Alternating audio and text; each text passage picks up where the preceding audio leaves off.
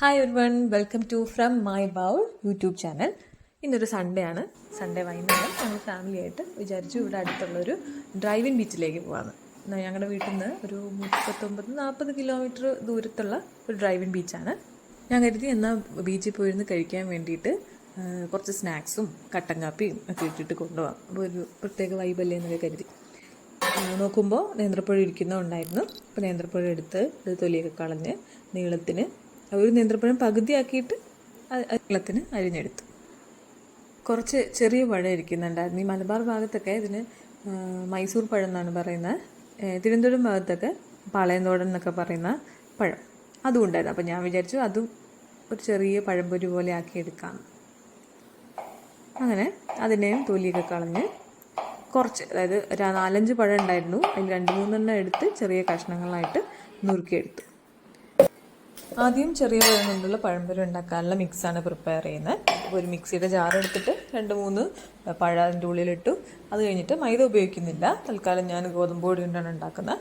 ഗോതമ്പ് പൊടി അതിലേക്ക് കുറച്ച് പഞ്ചസാരയും കുറച്ച് ഏലക്കായും പിന്നെ കളറിന് ആവശ്യത്തിന് കുറച്ച് മഞ്ഞൾപ്പൊടിയും ആഡ് ചെയ്തിട്ട്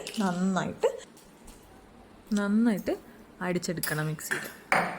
പണ്ട് മുതലേ എൻ്റെ ഒരു പേഴ്സണൽ ഫേവറേറ്റാണ് പഴംപൊരി. സ്കൂൾ വിട്ട് നല്ല ക്ഷീണിച്ചൊക്കെ വരുമ്പോൾ വൈകുന്നേരം സ്നാക്സിന് പഴംപൊരിയാണ് അമ്മ ഉണ്ടാക്കിയെന്ന് പറഞ്ഞാൽ ഭയങ്കര സന്തോഷമായിരിക്കും.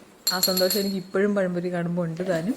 ഇത് മാത്രമാവില്ല, കേരളത്തിലുള്ള എല്ലാ മലയാളികളുടെയും ഒരു ഫേവറേറ്റ് സ്നാക്കാണ് പഴംപൊരി. കേരളത്തിൽ അങ്ങോളം ഇങ്ങോളം പഴംപൊരിക്ക് പല പല പേരുകളാണെങ്കിലും ചെറിയ ചെറിയ ഇൻഗ്രീഡിയൻസ് ആഡ് ചെയ്യുന്നതിൽ ചെറിയ ചെറിയ വ്യത്യാസങ്ങളുണ്ടെങ്കിലും, അതായത് പഴംപൊരി, പഴംബോളി, ഏത്തക്കാപ്പം എന്നൊക്കെ പറഞ്ഞറിയപ്പെടുമെങ്കിലും സംഭവമുണ്ട്.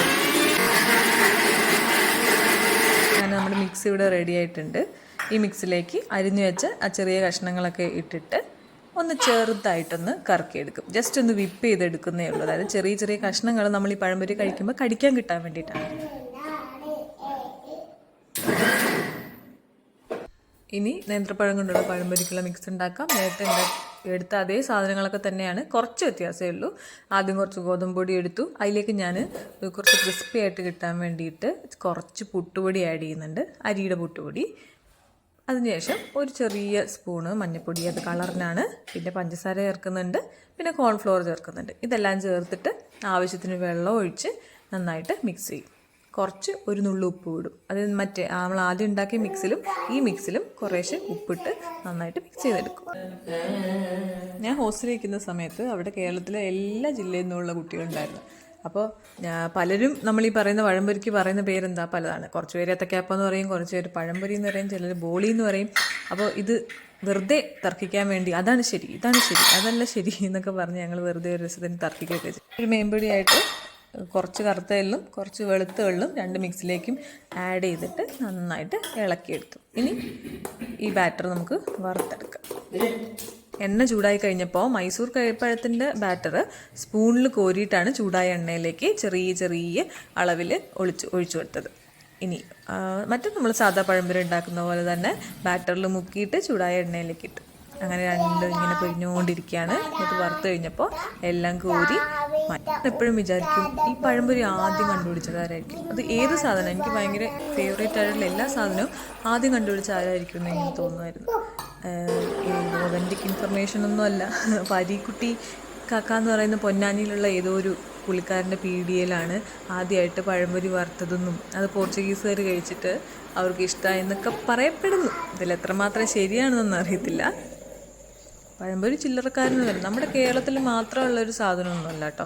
കേരളത്തിലും ഇന്ത്യയിലെ പല സ്റ്റേറ്റ്സിലും അതുപോലെ തന്നെ ഇന്തോനേഷ്യ, മലേഷ്യ, സിംഗപ്പൂർ പോലെയുള്ള സ്ഥലത്തൊക്കെ ഇതിൻ്റെ പല പഴം കൊണ്ടുള്ള പഴംപൊരി പോലുള്ള സ്നാക്കുകൾ പല വകഭേദങ്ങളാണ്. നമ്മളിവിടെ നല്ല വെളിച്ചെണ്ണയിൽ പൊരിച്ചെടുക്കുന്ന പഴംപൊരിയുടെ മണവും സ്വാദുമായിരിക്കില്ല. അവിടുത്തെ ലോക്കലായിട്ട് അവൈലബിൾ ആയിട്ടുള്ള എണ്ണയിലോ അല്ലെങ്കിൽ ഇൻഗ്രീഡിയൻസിലോ ഒക്കെ വ്യത്യാസം ഉണ്ടാവും. ഇന്തോനേഷ്യൻ പഴംപൊരിയുടെ പേരെന്താണെന്നറിയോ? അത് ശരിക്കും ഇന്തോനേഷ്യയിലെ ഒരു സ്ട്രീറ്റ് ഫുഡാണ്, പിസാങ് ഗൊറെങ്കാൻ. അങ്ങനെ പഴംപൊരിയൊക്കെ പാത്രത്തിലാക്കി കാപ്പിയൊക്കെ ഫ്ലാസ്കിൽ ഒഴിച്ച് വെച്ച് പാത്രമൊക്കെ പെട്ടെന്ന് കഴുകി ഒരു ചെറിയ കുപ്പി വെള്ളമൊക്കെ പാക്ക് ചെയ്ത് ഞങ്ങൾ പോകാൻ വേണ്ടി റെഡി ആവാണ്. അപ്പോൾ ശരി, ബൈ. ഞാൻ അടുത്തൊരു വീഡിയോ ആയിട്ട് ഞങ്ങൾ ബീച്ചിൽ പോയതെല്ലാം ഇടാമെന്നാണ് വിചാരിക്കുന്നത്. അപ്പോൾ കാണാൻ മറക്കരുത്. അപ്പോൾ ടാറ്റാ.